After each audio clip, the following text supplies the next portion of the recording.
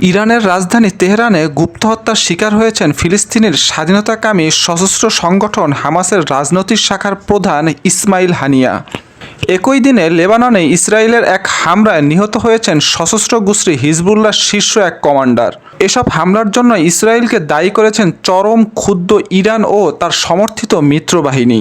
এসব হত্যাকাণ্ডের জন্য কঠোর জবাবের হুঁশিয়ারি দিয়েছে ইরান ও তার মধ্যপ্রাচ্যের সশস্ত্র সংগঠনগুলো। এরই মধ্যে ইসরায়েলে সরাসরি হামলার নির্দেশও দিয়েছেন ইরানের সর্বোচ্চ নেতা আয়াতুল্লাহ খামেনি।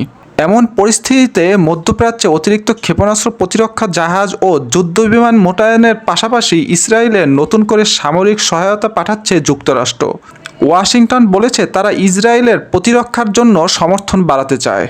এক বিবৃতিতে পেন্টাগন জানিয়েছে নতুন যুদ্ধজাহাজ ও যুদ্ধবিমান মোতায়েনে মার্কিন বাহিনীর সুরক্ষার উন্নতি ঘটাবে, পাশাপাশি ইসরায়েলের সুরক্ষার জন্য সমর্থন বাড়াবে। এছাড়া নিশ্চিত করবে যে যুক্তরাষ্ট্র এই অঞ্চলে বিভিন্ন অপ্রীতিকর পরিস্থিতিতে সাড়া দিতে প্রস্তুত। পেন্টাগন জানায় মধ্যপ্রাচ্যের রণতরী ইউএস থিওডর রুজভেল্টের পরিবর্তে ইউএস আব্রাহাম লিঙ্কন পাঠানো হয়েছে।